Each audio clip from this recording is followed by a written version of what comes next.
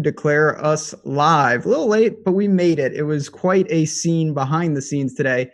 PGA show from awesomemode.com, live before lock edition, Players Championship. We made it. Ben Razza, Jason Roslin. My man, I think your face says it all. Quite a sweat before the show today, was it not?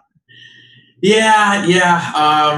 I guess that's what happens when you leave two guys like you and I that love to game theory as part of our lineup builds. It is not part of our technology builds, however. So we will do our best to negate the unshared screen right now. But hey, we're here. That's all that matters. At least you get to look at our ugly faces for an hour. Hey. You win some, you lose some. And you know what? We're going to make up for it. Our friends at SuperDraft, they got you covered. Just like last week, we're going to be doing some real fun things in chat. So get ready for that. Obviously, they're sponsoring the show tonight, and we do appreciate it. You guys know about their multiplier mode. You know, no salary cap restraints. You can be creative. We're going to talk about that. I know, Jason, you've been doing some work over there, finding some of those guys, and we're going to get to it. And it is the fifth major. I know there's a lot going on in the world right now, but we got golf tomorrow, and that is a positive, no doubt about it. It sure is. And not only do we have golf, but we should have actually pretty good golf. You know, we should have no weather implications. It's beautiful here right now. It's 84 degrees every single day. You know, I'm like 4 hours from Jacksonville, so it's not like I'm close by any stretch. But similar weather. We have low winds, maybe a little bit in the afternoon. But it's nice to know that we can just play the guys without even having to look at their tee times, right? I mean, that's what's important to me, at least. Yeah, no doubt about it. The last couple of weeks have been incredibly difficult, and I love to watch that type of golf. But, man, the weather last week was annoying. That funneled to all sorts of things when we talk about, you know, Rory was in that early wave. A lot of people stacked that wave. And, listen, there was merit to that. It didn't make the difference. Ultimately, you needed Hatton, of course, but he was there, and that's something we really don't have to worry about this week. For sure, absolutely.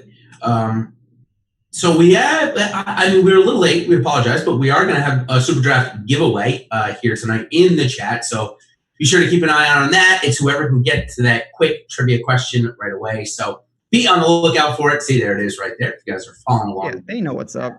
They know what's at, though. So let's, I just want to review the API for a second. Sure. I wanted to bring up, so it was, if you guys follow me on Twitter, it's pretty clear that I had Francesco Molinari. Oh. But I thought I'd bring it up just quickly about the poll that I had put out in my Twitter. And that was, if a withdrawal happens, what would you like to see done? And not just a withdrawal. I mean a withdrawal pre-tee off, post-lock, so there's nothing you can do about it. Similar, I guess, to the Jason Day, but he was after lock and still played some holes. Anyway, so the three questions I asked were, one, should you be given the alternate? So in this case, would it have been KH Lee? Two, should you be given the choice to pick somebody else at a lower price based off of that price or lower based off of a tee time? So if Molinari was teeing off at 7:50, I'd have had 50 minutes, or do absolutely nothing. And I guess maybe a little bit to my surprise, the answer, more than 50% said do nothing, which has been the standard for the last 3 years. Would you say at this point that might have to be the fairest way to go about something like this? So I voted in your poll, and I voted for that.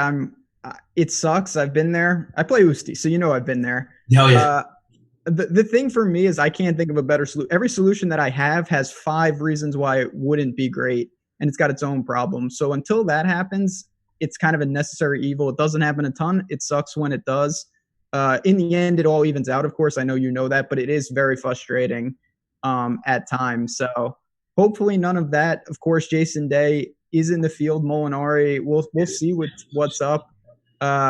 Game theory-wise, it's very interesting for Day. I'm skeptical he withdrew from the press conference. That's uncharted territory. Typical Jason Day. I don't even know what to make of that. But, man, listen, you just hope there's no withdrawals this week. That would be a bummer. It certainly would be. So let's start off with our analysis now that we've painted the picture. If you guys would like me to, let me know in the chat. I can take you hole by hole, shot by shot, if you want me to, about TPC Sawgrass. I've been playing it on Tiger Woods PlayStation since, 1998. I've walked the course, fully probably 8 times now. So I feel like I know it pretty well, but I don't really think people want to hear me talk about the golf course as nice as it is. Would you agree with that? Yeah, listen, you have all of that. I think I know this course because it's got an island green. That's all I can tell you. Yeah, no doubt about it. That's about my only knowledge on it. I'll say this: you got to take advantage of the par fives. It should yield better results in terms of scoring than we've seen. But listen, this is the strongest field we're going to see top to bottom. It's one of the more unique building weeks, and that's a challenge, but I like it. Yeah, no doubt about that. So right off the top, it's Rory McIlroy is $800 more than everybody else. And some people would say, well, he's won here. He's the defending champ. But anybody can win here. Webb Simpson won, and he hits the ball literally about 100 yards less than Rory does. So that's what I like about it. But what do you make of Rory? He was $700 or $800 more expensive last week. Now in this field, the best field of the year, he's $700 more than Rahm. What do you make of that? I mean, I think this is a tougher decision in the sense of, this is the natural progression of things. Last week, it was Rory and everyone else in a lot of ways, in talent, in pricing to an extent. Guys like Fleetwood, they're good players, but look where they are compared to guys like Rahm. Rory's an automatic. I mean, he's a top 5 machine right now. There's no doubt about it. I think the price is fair. It's going to be popular on all the sites. He's 1x, of course, on SuperDraft, 12-2 on FanDuel. He can be a staple of your lineups. It's just about how do you want to build? Do you want to start aggressively and have to save at the bottom, or do you want to go more balanced? There's no ifs, ands, or buts about playing Rory, though. Yeah, I mean, for sure. And then once we get under Rory, though, and in my opinion, he's not only has Rory reeled off 4 top 5s, right, in a row. It's actually, if you go back 14 starts, he's made 14 cuts in a row. Some of those are no cuts, don't get me wrong. But all of his finishes have been in the top 26, and 9 of them have finished in the top 10. And that's insane. He's the number 1 golfer in the world for a reason, but he's really showing it, in my opinion, and that's why he is $800 more expensive than everybody. So if you're making, and I think I read earlier in the chat, you make like $100 $5 lineups, 50 millionaire maker lineups. Let's just stick with a millionaire maker. What are you going to try and get him in? Have you already done your lineups, or most of them? And if so, roughly where were you on Rory? So I've done most of them, and I'm coming in. I'm not going to have a huge stand either way. I have about 30% Rory right now, which is, our ownership projections, which are behind the paywall, have him just kind of below that. And I think depending on the contest, you're going to see him, give or take around there. So there's nothing I can really say, but it's just the allure of the balanced build took a lot of shares for me. There's so many ways that you can build like that. And most of those builds don't include Rory, of course. Of course. I mean, it's a lot easier to obviously skip him. And it looks like if people are skipping him, it looks like they're going to go to Jon Rahm in 18, 19, 20% ownership, somewhere roughly in that range. About 2 times more than Justin Thomas. What do you make of that? Is that just because Rahm almost won last year? I can't imagine that people really necessarily think Rahm is in better shape right now than Thomas. Yeah, I was a little surprised to see where Rahm came in ownership-wise. He's a guy that we haven't – I mean, when we've seen him, he's been great, but he hasn't been playing last couple weeks. He blew up last year here. I thought he should have won. And I think there is some type of narrative – I don't want to say it's strong, but with JT, he's had a couple ugly showings here and there. It hasn't been as crisp. We know the firepower, but he is the quote-unquote leverage of the big 3 this week. I don't have a ton of interest in him, truth be told. I mean, he's a great player, but I didn't have a ton of room for him because I wanted to get Rory. I have some Rahm, and then again, those balanced builds really came in to my priority list. Yeah, speaking of Rahm, last year he should have won. He had the lead through, I don't know if it was 2.5 or it was 2.5 rounds, and he was on the par 5 11th, and his caddy. He was on the left-hand side of the fairway, and left-hand side of the fairway, you can be blocked out. And his caddy said, listen, just lay up, give yourself a 130-yard shot in. It's a decent pin for it today. Don't go for this. You'll end up right in the water. And sure enough, Rahm decided to go for it, ended up right in the water, ended up making, I think, a 6 or a 7 on the hole. It was bad. Yeah, and that really derailed him. You could see the climax just come right out of him. His stats looked a little bit better in Mexico, but I will say they're kind of roller coastery. The approach game hasn't quite been there for Rahm this year. The putter has picked up, which is always good. But for me, I I'm taking half the ownership and going to Justin Thomas. Okay. I know I'm getting a little bit more inconsistency maybe from him, a little bit high and low. You know, we've seen him miss the cut at Sony, not play well at the Genesis, miss the cut there too. But in between those, we got a third place, we got a win. And I think here, he came in third, I think it was back in 2016, so it's not that he doesn't like the course. I guess it's really an ownership play against Jon Rahm. Nothing else, you know, of course I'm going to take him over Koepka. I don't think we need to discuss that. But Dustin Johnson to me too, I'm not really sure where his game is either. Played okay in Mexico, putted terribly. Are you there on DJ? So DJ is another interesting guy in the sense that I think he's playing better than people think he's playing relative. At Genesis, it wasn't that bad. In Mexico, you know, he dominates that course. He couldn't get it going with the flat stick. And he's at a price that's kind of dead because most people want to either pay up for one of the top three or they want to start with like Bryson or Webb or someone like that. So I did find myself forcing him in a little bit. I think you can make interesting builds around him at that price tag. He is 1x flat on SuperDraft. That's really contrarian in my mind. I wouldn't go there.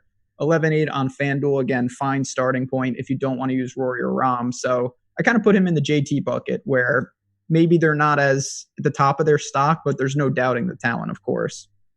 Of course.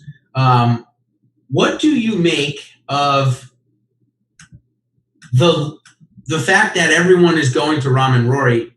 What do you make of the fact that we're going to have three choices really at 10% or less above 10K? We normally do not see that. So that speaks to the strength of this field, like up and down it. And I'm guilty of this as well, where it seems like every guy's going to be chalk. That's not possible, obviously. Right. Yep. When you have so many guys, there is some just ownership flattens relative to what we see because there's so many options at each price point. I think there's a product of that even at the top. And it makes for interesting because, listen, this is why I think the players among all the tournaments is really the most game theory rich environment because of the talent of the field. Definitely. I totally agree there. Sorry, I had to get the chat loaded up.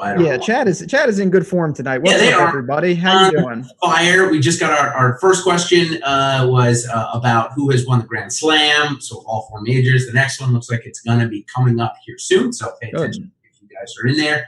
What we're giving away, 15 tickets to the long drive this week, 2.5K to first on SuperDraft. Thank you guys over there. It's been a lot of fun. And, of course, we will give at the end of our show, we'll give our top SuperDraft picks. So really fun. Yeah, I've enjoyed it. I did. My run ended, however, last week. My strategy didn't end. I just didn't end up on Ty Hatton, who was a 1.3x. Obviously, if I went to him there, it would have changed things quite significantly. So, okay, let's move on. Let's talk about the 9K. Ton of it. A lot of second guys, a lot of guys paired with Rory here. So, no doubt Bryson and Webb are going to be the two highest owned of these bunch, with Fleetwood and Schauffele coming maybe just behind them. Speaking of just the 9K guys, what do you make of Simpson and DeChambeau? In my opinion, you can only play one. I don't think you can play both. I think you're going to have way too much ownership there. And I mean, I just don't really like playing Webb. So I guess that's, for me, that's an easy decision. You and me both. Yeah. So was it easy for you again this week? Did you go right to Bryson or did the ownership take you off? Oh, I went right to Bryson. Yeah. Immediately to Bryson. Not even close. Listen, Webb, he won here in dominating fashion, and he gained 14.5 strokes with the short game. He's a good putter now. It's not regression. He just is. Someone was just asking about Bermuda putters. Of course, Webb excels here. There's no doubt about it, but he's going to be very popular. There were so many other options. Your boy Cantlay, we didn't even talk about. Yeah. I actually want to bring him up for a second because I do like Bryson, but I know nothing about anything. He's coming off a deviated septum. Obviously, that's not a big deal in my mind. Do you worry about that at all, though? Yeah, so, I knew I liked him for a reason because I've got a deviated septum as well. There you go. Incredibly, I don't snore, I guess. That's like a really common thing. So maybe his new girlfriend was like, okay, Patrick, it's time. It also has problems to do with allergies and such like that. Okay, so what do I know about it? I just know that it's a surgery. They go in, you're put under, and the recovery time is like 3 to 6 weeks. He did it right after the Genesis, so we're right on that 3 to 4 week mark. I mean, it's not like he's he's not physically able to go out and do things. But, he's got a whole bandage in this part of his face. So it's not like I'm fading him because of it. But at the same time, I'd rather have heard him talk at least a little bit before, and I haven't seen the interview yet. It's not like I'm not going to play him, though. He's going to get my standard 20 to 25%. He'll find his way into a high dollar lineup for me. I think he sets up fine for the course. I think he's one of the better players in the world. So I kind of just obviously put those things above the deviated septum. Good to know. Yeah, I have interest in him as well. And one of the things, and I think this is a small thing, but it is worth noting, when he came onto the tour, he was really cautious because of his back issues. He had a lot of breaks where he would play and then he'd take 2 or 3 weeks off and he would play, and he always played well. So, we haven't seen him in a couple weeks. I don't worry about that aspect of it at all. He's very used to being sporadically on tour, and he's shown that he can handle these minor layoffs. Yeah, no, he certainly can. Another guy that's going to be relatively low owned up there is going to be Adam Scott, who just won recently. Is he in your player pool this week? Because he certainly is for me after seeing 10% ownership. I mean, it's only been 3 weeks since he won. Yeah, listen, this speaks to the product of the players. Adam Scott, he fits this course. He's playing well, and I don't have a lot of them. Patrick Cantlay took a lot of the shares. Bryson took a lot of the shares. Xander took some of them. And these are all guys that are in the $11K range over on FanDuel, in that $9,000 range over on DraftKings. And then when you look on SuperDraft, they're, the 1.1x type guys. I had trouble really prioritizing, and honestly, I liked Bryson so much that he was really the guy that I went to more often than not, and then Cantlay was next. So interesting that you brought up. Sorry, I lost my notes here. What, Xander? That crazy? No, Xander. Xander, I think he's bunched in with that Fleetwood. You brought up the 4 guys that I think a lot of people are having to decide between. So for me, why don't you rank the Bryson, Tommy, Webb, and Xander for me? Kind of that chalk 9 range, low 9K. So for me, it's Bryson 1. And then we got Fleetwood 2. Yep. Xander 3. Webb. And then I would rather play Tiger than Webb. Yeah. No, Webb is 4th for me, but that's just I'm making a stand with him because he's going to be very popular. Yeah, he sure is. Okay, so let's talk about Tommy Fleetwood for a second. What do you make of the miscut? First one in like 3 years, it feels like. I mean, it wasn't really 3 years, but it's up there. Over might as well have been. Yeah. I don't make anything of it, to be honest. I think that, Ty Hatton showed what can happen sometimes when a chalk play hits, but at Florida swing traditionally is not good to chalk because the courses are extremely high variance. There's water, a couple loose shots, and you're done. That's what happens here. It's going to happen to everyone, and Tommy Fleetwood, of course, is not immune to that. So when we move down the list a little bit, well, because this is the spot I'm looking over my pre-notes. This is the spot where I do a lineup build, and I'll do a quick lineup build, but of course I don't have the screen share, so it's not going to be as effective. But what I can do is at least tell you that I've looked at a couple of lineups where I start Rory and Justin Thomas, and I know that that's probably one of the most aggressive builds, but I've gotten it a few times. But I just want to punch it into my screen here so I can see what you can do it easily this week. Yeah, so you get 6,800. So obviously you're going to need to fall in love with somebody below 6,500 roughly, because for me, there's more guys below 6,600 or 66 and below than there are in that 6,800 range. So I would then throw in a guy, throw in Max Homa. I'm sure is going to be pretty popular at that 6,600 mark. But it allows you to get then into the low 7s, even with Rory and JT. So like that. Of course, if you go a little bit more balanced with, say, a Rory and a Tommy Fleetwood, another build that I like, you're in the Matt Wallace area at 7,300. Again, really good way to build. If you're starting with Rory or you're starting with JT, definitely I'm liking pairing them up with one of those 2 guys. I think you can get really aggressive, take out Rory, and you can probably put in Justin Thomas and put in 2 of those other guys like Fleetwood DeChambeau. I think you're probably getting a little too aggressive if you go Fleetwood DeChambeau Rory. I think you've got to average $6,700 per player for 3 golfers, so it's hard to make up that. You're going to end up with probably a little bit too aggressive line. not going to lie to you, I'm going to have a couple of those type of ones trying to hit, like I did last year, trying to hit that Johnny Vegas, that Eddie Pepperell, that kind of range. But that's the only way to do it, right? Hitting those really low-priced guys if you're going to stack 3 studs. So in most of your MME builds, Ben, were you finding yourself doing the 2 and 4, or were you going to the 3 and 3 kind of that I just mentioned? So I was more apt to do the 2 and 4. Listen, and it depends. Last year we saw this, and you know firsthand, when you have a top-end winner like Rory, naturally that sets the stage for if guys like Furyk, Pepperell, lower owned guys and lower priced guys, they fit in perfectly with Rory. Now, if someone from the mid-range wins, the balance builds inherently have an advantage because it's a lot easier to get to those guys in a lot of unique lineups. So for me, that's mostly what I did. There's plenty of options on all the sites where you can save some money easily. This is such a strong field that we have quality players up and down the ranges. So I was really comfortable taking, 4 guys from, a pretty healthy range and then rounding it out with 2 cheapies. So we got some chalk in the 8K still left. Sungjae Im, who is just incredibly impressive right now.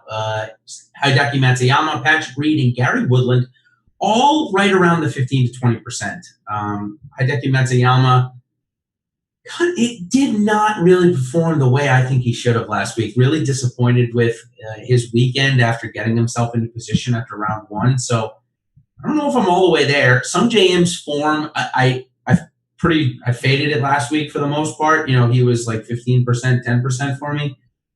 And it burned me again. I'm leaning towards Gary Woodland out of any of those 4 if I'm going to play him. But I have a little bit of a dead range, so I'm not going to lie to you. So a lot of these guys are fades for me, but Gary Woodland would be the one I turn to. How about you out of those 4 chalk guys? Yeah, so Sungjae Im, I'll just point it out, and we try to do this. I know juggling a lot of sites. On FanDuel, he's 10,400. That's a really good price, in my opinion. Consistently playing well. But over on DraftKings, not that it's a huge difference, but he's a little more expensive relative to the field, 8,600, and there's just so many guys. You're right. Decky, it seems, he either gets himself into trouble the first 2 days and then rallies to a good finish, or he sets the stage that he should be winning, and then he falls back on the weekend. It has not clicked. The irons, though, are usually pretty crisp. Around the green game is solid. Woodland sets up well. We've talked a lot at length on the shows. I discussed this yesterday with Tim Frank. He's a long hitter, but he actually excels at tracks like this that take driver out of his hands on some of these holes. He can be a technical type of guy, but I want to pass it back to you. We got Ricky Fowler. We got Justin Rose. There's certainly red flags with these guys, but I have interest in probably lower owned guys based on their, pretty murky recent form. So Justin Rose, I'm turning a little bit more into. He missed the cut last week solely due to his putter. His strokes gained around. Strokes gained on the approach looked fine. He gained just about 2.5 strokes. Off the tee didn't look great. Here's what's going on, though. He was with Honma, the Japanese club maker, and all of a sudden, he signed like a 2 or 3 year deal with them, and all of a sudden, he was seen with TaylorMade stuff in his bag. They also like handed a putter for him that was one of the ugliest putters. The ugliest putter on tour by far is the one Charles Schwartz will use. Nothing even comes close to it, but Justin Rose's, whatever putter he's using, is the second ugliest on tour. And he doesn't putt well with it, so I want him to burn it. I want him to take it and throw it right in the middle of the lake on 17 and never get it again. He hasn't gained over a stroke with the thing since, Jesus, I got to go all the way back to the Northern Trust, so it feels like 6 months ago, to be honest with you. I want him to get rid of it, and then maybe I'd be interested in him. 8,700, though, for Justin Rose. It's starting to get interesting. Well, yeah, listen. And, people in chat are talking about the Millie. One of the ways, of course, is leaving money on the table, no doubt. But the other way is embracing some of these guys like that. I think Rose is a great large field tournament play. I think Ricky is as well. We know he's a former champ here. He carded a 9 last week, and he still rallied. Pretty solid showing. If you make a 9 on a par 5, of course, that's going to end your field trip pretty quickly. But I'm going right back to him. He can get hot with the greens, crafty around the green. I know he's not the best ball striker out there, but off a pivot from Decky, off a pivot from Im, there are options. And then you have Patrick Reed also just lurking there. Yeah. One question, I'm sorry, I forgot to ask you up at the top. I don't mean to circle back. I try to keep a flow going, but I mean, I hate talking about this guy too, but I wrote it down, so I'm going to ask Brooks? you. Yeah. So Brooks tweeted out, or there was a tweet out maybe an hour or two before we came on the air tonight, that said he went to Vegas to go meet with Butch Harmon, his coach, and said that he hoped he was only going to be there a day or two. And Brooks's quote was, and here's this, bravado that I just can't stand because it's not warranted right now. He's playing like crap. He said, Butch fixed me in 4 swings, end quote. You buying that? I mean, it sounds like hollow block to me.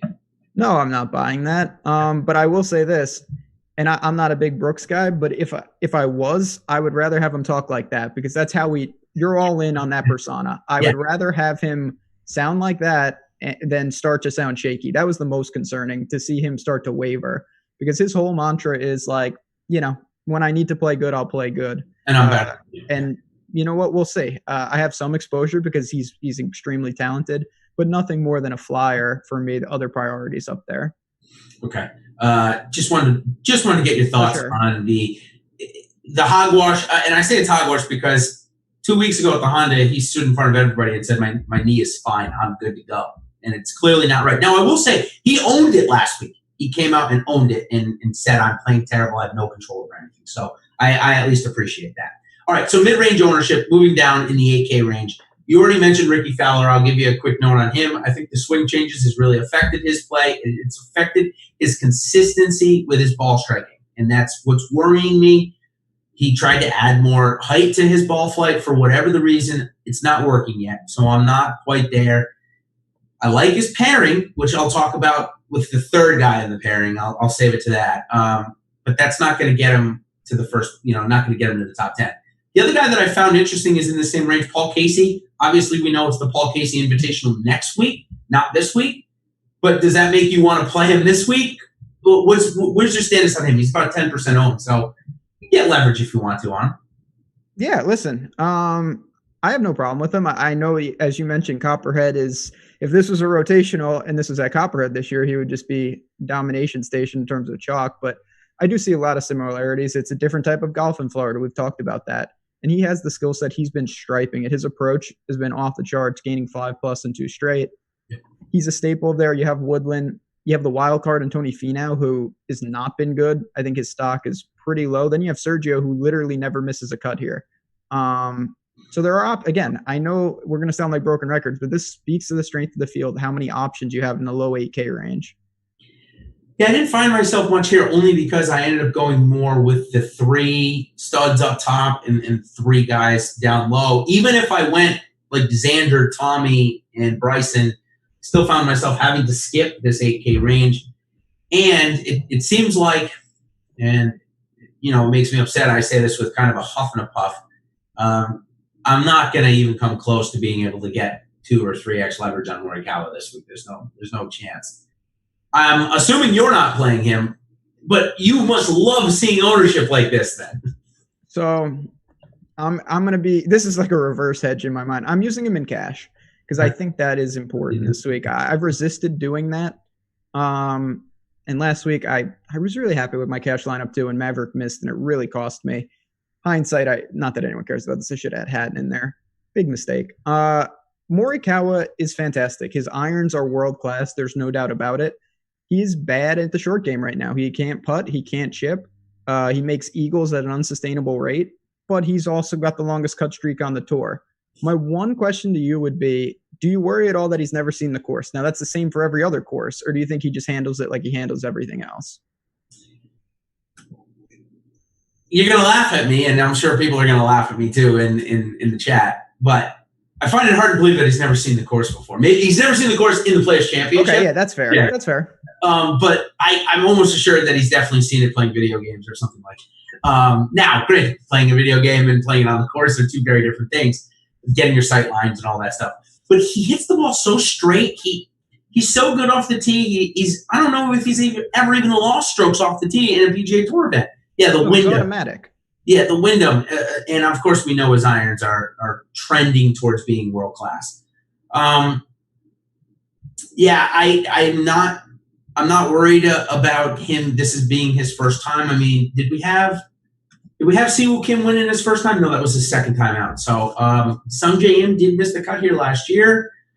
Where do we rank Sung Jae Im and Colin Morikawa? I guess I'd ask you that really quick right back. I mean, obviously Sung Jae Im is more expensive this week, but where do you rank those two guys in terms of talent level? I mean, for me, I think Sung Jae Im is the more complete player. He's more well-rounded. But if Morikawa can I don't know if he can keep up his ball striking, but if he can and he gets some semblance of a putting, even if it's erratic, to me, he has the higher ceiling, where Sung Jae Im, I feel pretty confident of who he is, and he's a world-class player. Yep. Okay. So I guess that's my theory on it is this. And Sung Jae played okay through the Florida swing last year and then missed the cut here. I guess this tournament is so variable. If there is going to be a cut that he misses in the first 25, it's going to be this one. It's right? these type. It's like Honda. Yep. So he didn't play Honda. There's a reason he didn't play Honda, right? I mean, he had all the opportunity to. Maybe he wanted to get prepared for this. But I'm a bit nervous that it's his first time. I guess I'm just more nervous that he's going to come in at 25 or 30% or maybe even higher in the higher dollars, where I'm almost going to root for him not to come in the top 10 if I don't have him on my team, right? So that's what I'm hoping for, is that Colin Morikawa makes the cut and comes in like 30th, because my cash lineup won't be affected. It will be fine. And in tournaments where I'm definitely coming in underweight, I will have leverage on guys like Benny On, guys like Stenson if I want to go there, Sergio, all the names we've talked about. And that's one of our leverage scores on the site talk about that. You can go to some of these chalk guys. You can look for some of those high upside plays, and you can roll the dice. Usti, the ultimate dice rolls. So there's plenty of options there if you want to go off the chalky Morikawa. For sure. How about the chalk and Ty Hatton? And now, granted, they came out with salaries, like on Saturday, I think, or Sunday. So it was before the win. So he's priced at 7,400, and people are just piling into him. He's going to be over 20% owned. Are you playing the fade the winner from previous week, or do you think Ty Hatton might be onto something here? So I'm, maybe this is, I don't want to say disingenuous, but I truly believe it's not just that he won last week. He's certainly playing well, of course. It was very impressive. I'm just not in love with the spot, to be honest. I really am going to Poulter. I'm going to Fitzy. And I'm getting a discount, I think, in ownership in some of those spots. Definitely on Poulter. Yeah. Definitely on Poulter. And listen, like I said, it's not to take anything away from Hatton. We've seen how he was fantastic. 1.3x over on SuperDraft, not bad. Don't like his FanDuel price.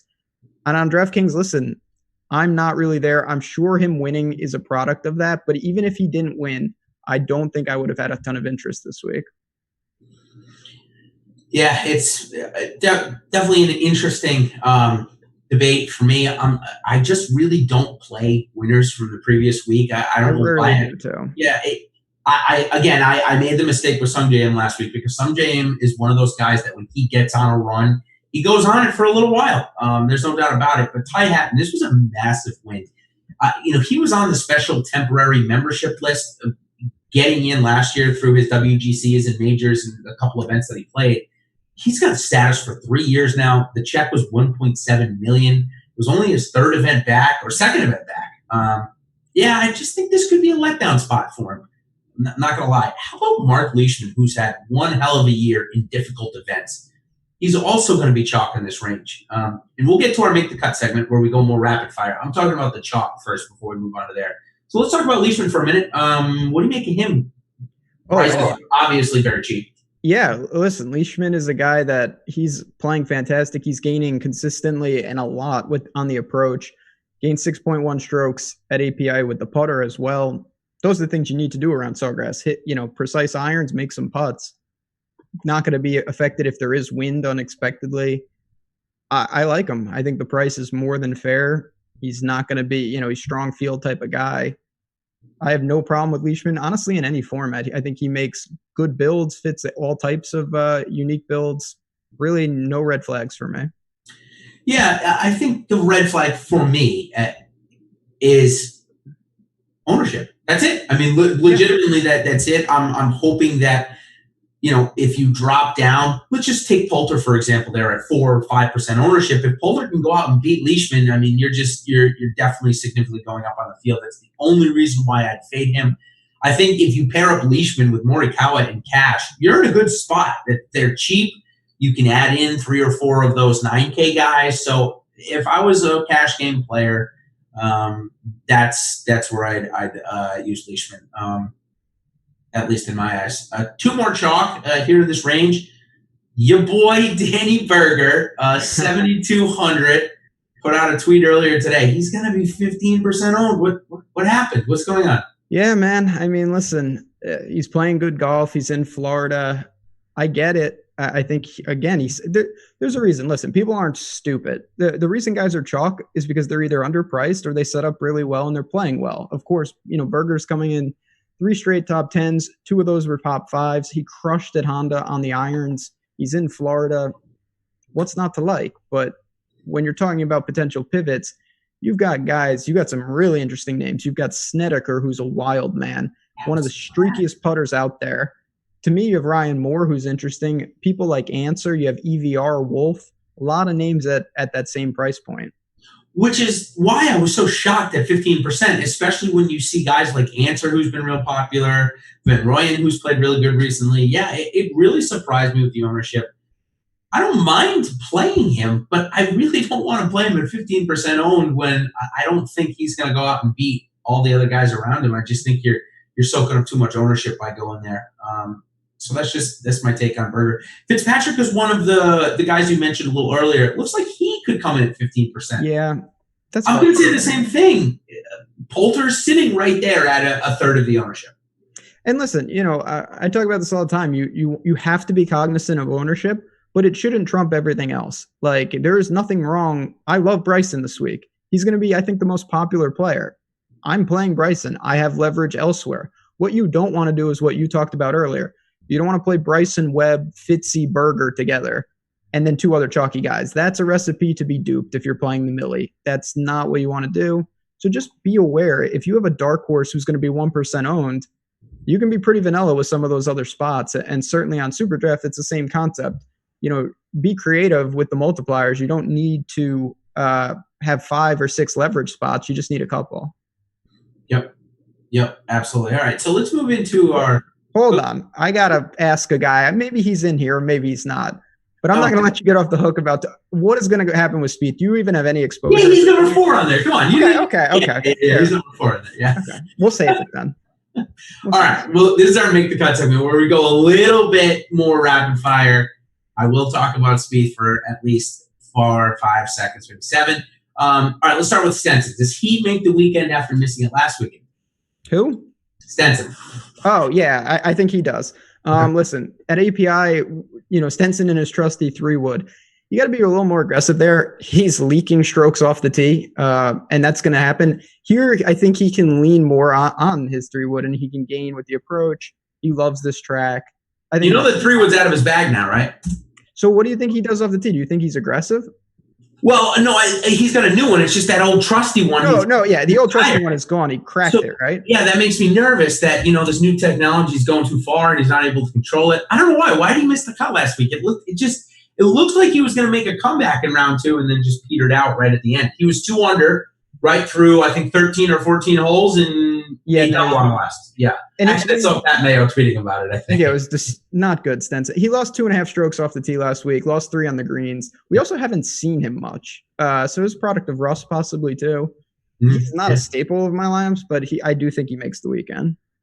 Speaking of rust, but maybe just in his personal life, if he's been going home or if his wife and newborn daughter are traveling with him, is Ben On.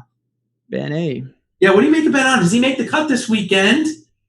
And does he make the top 25? So maybe an additional question in there. Yeah, he does. Yeah, both of them. He's going to play well. He played well last week.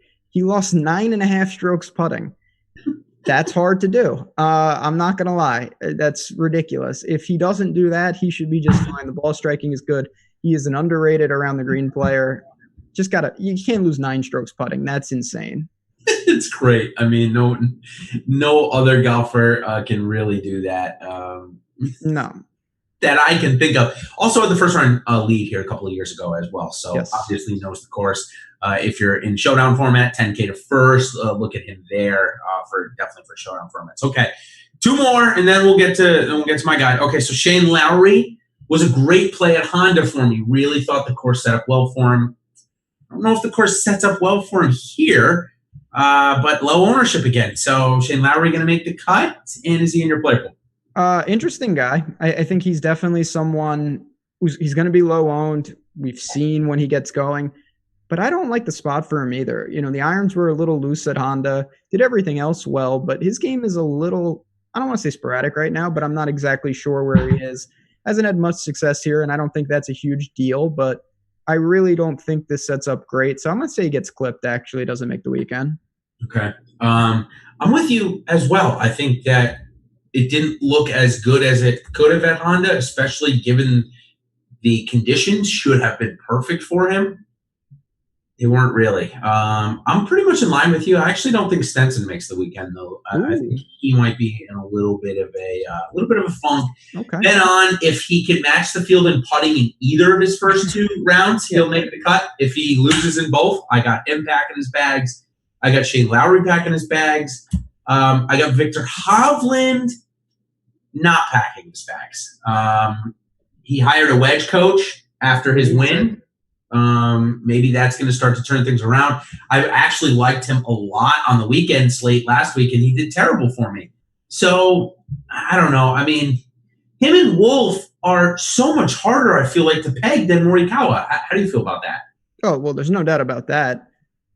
I mean, Hovland's a guy that at times he almost looks like a driving specialist. Yeah, like he's just lost. Yeah. And Wolf has some of that as well. So he was better. I mean, he was fantastic tee to green at API. He just, again, the scrambling was awful. The putting was awful. You got to be better around the green. I worry about guys like that. Now, Morikawa is getting away with it because he's not a good iron player. He's the best iron player in the world right now. We'll see if that regresses. But man, do you put heavy pressure on the rest of your game if you can't scramble? A guy that can scramble with the best of them of all time, maybe. Is that pushing it? I don't know. Maybe it's not pushing it. Somehow scores a tee time with his 2 best friends, or reported best friends, but feels like hasn't had a top 10 in 10 years is what it feels like, at least on this side of the wavelength. And that's, of course, Jordan Spieth. I don't know that he's ever made a cut here. He had a top 5, I think maybe his first or second time out. But since then, he hasn't made a cut. And I guess I'm really questioning, how the heck did he get a tee time with his 2 best friends? Yeah, I don't know. Poor Smiley. Just boxed out of all things. But yeah. Listen, I mean, I'll pass it to you. I've taken some flyers on Spieth. It's not happening now. He's lost 5 strokes on the approach in 2 straight. I don't know why that would change. I'd like to see him back in business, but I don't see it really happening here. Yeah, I mean, I didn't really play him that much the last time out for me. I mean, I still played him more than the field. I mean, that's what I do. I like to torture myself. But yeah, if there's ever a place that is going to break him out of his slump, it's going to be this course that he struggles on so much. If anything's going to change his game around, it's going to be that. So I'm not wavering for you to play him. I haven't wavered for you to play him in a long time. And I'm still not going to. Play him at your own risk and know that you'll get 3% ownership. That's pretty much what I can say on that. Do I think he makes the weekend? I think that playing with his 2 best friends should keep him in the golf tournament, meaning I think he'll come in like tied for 74th as 78 guys make the cut this week. That's my prediction. So take that for what you want. Play him in showdowns and try and catch that 1, 3, or 4 under round, or 1 round where he has a birdie streak or an eagle, something like that. Neiman and Scheffler, 2 young guns, playing their Neiman's playing his second, Scheffler's playing his first players. Do they see the weekend? I'm saying that Neiman doesn't. Okay. And another guy, I worry about his short game a little. He's got the talent. If it's very calm, I think that helps him. Scheffler also, like I said, young guy, hasn't seen it. 8,700 on FanDuel, though. That's a really good price. Yep. He's someone also racks up, can outscore his placement. We've seen that consistently. Don't mind taking a shot of him, 1.3x on SuperDraft. I'm going to say that Scheffler is fine, and he gets through. Okay. We are aligning there. Okay, Billy Horschel and maybe starting to turn it around, Matt Wallace. Billy Ho's, I think, a fine play. Honestly, could get some cash consideration. Matt Wallace is tricky. You mentioned he played better last weekend, and I think we both advocated for that. He had slumped a bit. His price has come up, though, and I'm just going to beat that Poulter drum again. I like him more than Matt Wallace as a pivot, and then you've got guys like Kisner. You've got Fitzy we've already talked about. Yep. I'm out on Horschel. I think his 2 starts should have been the last 2, especially coming into form the way he was in ball striking. I just feel like one of the last 2 weeks should have been his. So I'm out on Poulter. Matt Wallace at 7,300 in a wicked strong field versus 6,600 last week in Arnold Palmer. I can't do it. I'd rather Poulter is fine and Abraham Answer as well. 7,200. It's come down. The price has come down. The form maybe has come down a little bit, but I love him on these old tracks. We've seen him perform here already once before. I like Abraham Answer at 10% ownership, 7,200. I think it's a good time to buy back in. This Answer's an interesting case. He was really good in his debut last year. He's a solid, well-rounded player, but I think his irons need to be crisper. At API, they were not great. Last couple of times, they were all right before that. I'm going to say that he gets clipped. I know that's pretty aggressive. I actually shorted him in the head-to-head market against Benny On, but it's a tough one for me. He's right on the fence. Fair enough. Harris English, who's had a good season. No, okay. That's done. Loose with the irons, out. Eric Van ruining your lineup. Eric Van Ruinen. I think that if he keeps the ball in play, he actually could compete here. But if he does what he did at Honda, he'll be gone. He'll be gone again when he doesn't control that second shot, doesn't control the tee ball. I mean, I shouldn't say that. That really goes for anybody. But specifically about him, when I watched him, it seems like if he's in the game, he is your total boomer bust. I mean, he's either a top 10 or a top 5 or a miscut. It doesn't seem like there's much in between. I agree with that. I mean, he showed it at WGC. He can compete against the best players in the world. I think we knew that. He just showed it. There's going to be lack of consistency with a lot of those guys. I'm not going to impugn the country of South Africa, but a lot of their golfers are wildly inconsistent. That's when you look up to Louis as a kid. It's boomer bust style. I respect it. I do want to say real quick, we got chat talking about all sorts of things, making it entertaining. Fellas, if you can hit the like button, it really helps us out. We really appreciate it. We hope you're having fun with the trivia, getting some free stuff. But if you can hit that like button, do us a solid. What else you got, though? Anyone else on this list? Yeah, I got a couple more players, and we'll go a couple minutes over because I had the technical difficulty. I couldn't. The button came up, and I was like, sorry, we're not allowing you to do this. And I'm like, what do you mean? Let me do it, please. Times are tough. Everyone stay safe out there. Rudy Gobert chat. Everything is getting crazy here. It's a bear market right now. That's what we're in. And the bears were not only coming for me in the stock market, but they were coming for my computer today, I guess. So I guess that's for another time. You can ask me about my stock picks, and we'll go from there. If they close the parks at Disney World, might be a good time to buy. I'll say that. Okay, couple names that I want to talk about below 7,000 is Joel Damon, Max Homa getting a ton of love right off the top of the week. No surprise, they're both coming off of good form. Max Homa's coming in great form. Joel Damon is another boomer bust. He had a great year here last year, punched his ticket to the Open via his finish last week. I mean, the guy is just showing up, and he's 6,600. Are you going to play him? I thought Homa last week was, I don't want to say he was lucky because I'm not going to call it luck, but he easily could have got cut. He was right on the number and snuck in. And then you know what? Credit to him. He made the most of it. Yep. He came out in really tough conditions and rallied a bit. If I had to pick one, it would be Dahmen. Just playing a little better. I trust the irons a little bit more. And he's disproven it so far, but Max Homa is a Cali guy. I do think there's something to that. So that's where I'll go. Go ahead. Sorry. Yeah, same price Keith Mitchell. Before I got you off that train, throw him in there. Oh, boy. You had to do it. I had to. Kill it, Keith. If I go aggressive bomber stacks, maybe I'll go to him. I mean, maybe he can be the Johnny Vegas. He was great last week, but he gained 6 strokes putting. Nice. That's a hell of a week for him. That'll help. I don't know if that's what we're going to see. I don't really think I'm there, to be honest.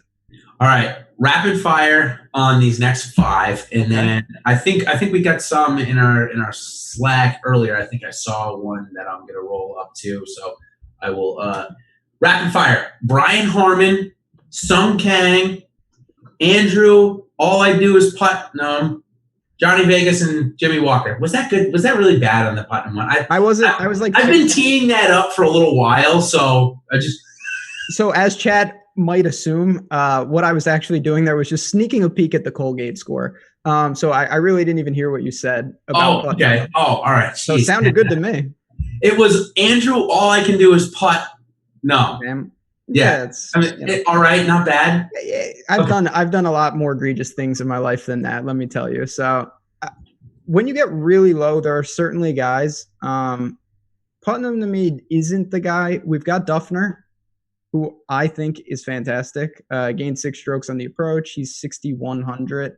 Your boy Munoz is down there. I think that's somewhat interesting. Bud Cauley, another name. And then people are throwing out Jimmy Walker as well. Yeah, Jimmy Walker is part of my player pool as well. I'm not going to lie. 2 straight weeks with really good irons. And he's one of those kind of old crafty guys that just makes his way around. Let me make sure that I'm telling you the right thing on the irons here, that I'm not lying to you. You might. You look to be like, are you sure? No. I hate to get into NBA and a golf show. And Chad, maybe this is fake news, that they suspended the NBA season. If that's true, that's absurd. But yeah. The approach is he gained 2.44 last week and 0.66 the week before. So it's getting a little better. As far as the NBA season being canceled, let's see. No, I don't think so. I don't have anything from Bleacher Report or anything. Okay. That could be fake news. Who knows? Yeah, I think it's probably fake news. Kevin Na, although we were just asked about in chat, great season he's having. 6,800 if I'm not mistaken. I don't mind him. He's in my player pool this week. I'm not gonna lie to you. I think he's fine. It's a normal event, so you play him. Listen, Kevin Na is someone that it's real apparently, which is insane. But Kevin Na is someone that has shown multiple times when you get him right. And listen, I'm going to take a minor victory rap here. I said this about Danny Lee last week, and I was fortunate that it worked out. Danny Lee is a type of player, when you get him right in the rare chance, you get paid off. Kevin Na fits that as well. We've seen him win tournaments. We've seen him really contend in some tough fields. A lot of downside, but I like guys boom and bust in large field tournaments like that for sure. Me too. Yeah, no, what? It's crazy. It's lawless tonight. Yeah, coronavirus is making things crazy right now, man. And I'm not gonna lie to you, I'm still heading to Disney World tomorrow, so good luck to me, I guess. Maybe I shouldn't be at this point, but okay, all right. Let's wrap it up here before we get too down a rabbit hole with coronavirus talk. Let's move on to one of the things that we really like to do. Normally, this would be a fantasy cruncher run-through segment. I've got a couple of questions again. One of the most common questions I get is uniqueness. I don't change it. I've never changed it. And randomness, I do 25 to 40%. I just want to make that clear. I get a couple of those questions weekly. Of course, some new guys coming over from other sports for the Millionaire Maker this week. If you are building 150, that is what I do. All right, so let's move on to SuperDraft. Thank you to them again for sponsoring the show. If you have not checked their style of game out, you got to check it out. It's multiplier. And cool thing for me this week is all my favorites are in there. Bryson, Jordan, Colin, and Xander, and who am I forgetting? Cantlay, of course. Sorry, Cantlay. I'm the fan club president. How did I forget him? I can put them all in at the same lineup. There is no lineup restrictions. And in fact, Cantlay is 1.2x. He's one of my top 3 picks this week. That's where I'm getting a lot of exposure to him. Jordan Spieth is 1.3, so that's not bad either, especially a guy that likes to birdie a lot. Jordan's not in my top picks. I'll give Cantlay as my top at 1.2. I think finding that similar to Ty Hatton of last week, I think that's a great strategy to try and do. So that's what I'm looking at. How about your top? So Sergio Garcia, 1.35x, a guy that never misses the cut here. Good driver of the ball, knows the course inside or out. I think that's a pretty good multiplier on him. I have some interest there. If you want to go scroll up a little bit to, some of the more guys kind of in that range that you mentioned, I'm with you there. Again, and I think this is about lineup construction, even with a multiplier mode. Usti's 1.25x. If you think you can get a home run out of him, That's how you win a tournament. Now, the downside's immense. I think we all know that. But you want to mix and match, as you've talked about. You've kind of cornered this to an extent of you want those guys up top, a 1.1, a 1.2, maybe even a favorite, and then you spread it out, maybe take a couple of stabs. Definitely. So I apologize. It was not fake news. The NBA, I guess, has suspended the season for at least a little while. I guess Rudy Gobert just tested positive, so now obviously it's a little bit of a problem with players getting it. Moving back to SuperDraft quickly, Luke List is again priced at 1.6. He was on my radar. We already talked about Jimmy Walker at 1.55. I think that's a great price for him if you want to get exposure. A good place to do it. The one guy that I would say his multiplier is better than his salary would be Matt Wallace, number one, at 1.55 as well, and then Victor Perez at 1.55. He's a guy that was super popular in Mexico and shot like 15 over in day one, and then ended up, I think, like +8 or +7. So I ended up playing the last 3 rounds at really deep under par. So just 2 of those names. And either of those names interest you for SuperDraft? Listen, I think there are names that with the format I think you can look to. But depending on how you build, I still, to go sound like a broken record, you have guys like Morikawa at a 1.25x. You have some other guys in that same range that I feel more comfortable with. But you just want to build that balanced lineup in the sense of you have some upside, you have some safety. I know it's not a salary cap game, but it's still the same concepts translate. And that's why I like it, because you can get lineups that you can't build that are outside the norm. For sure. All right, let's finish off with our hot takes. We're at 9:40. Again, I apologize, everybody, for being 12 minutes late.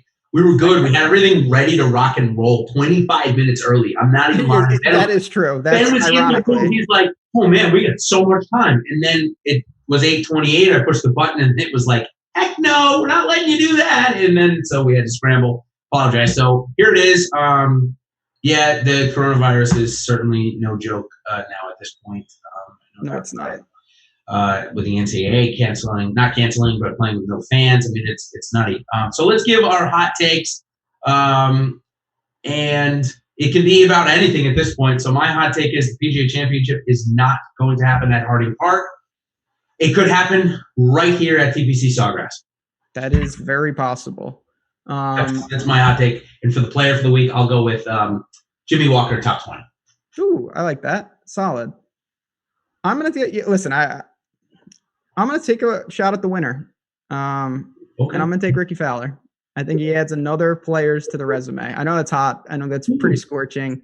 A lot of risk, but I think that Ricky can play well today. And I want to be clear. There's a lot of risk, but when Ricky gets going, he still has that gear. We haven't seen it in a little while. I'm expecting him to show up in a big way this week. So on that note, obviously, we're not going to get too serious on this show. We had a real good time tonight, but everyone just try to stay safe out there regardless of what happens. Just be smart. We love the community. We love everyone. Thanks for watching the show. Hit that like button.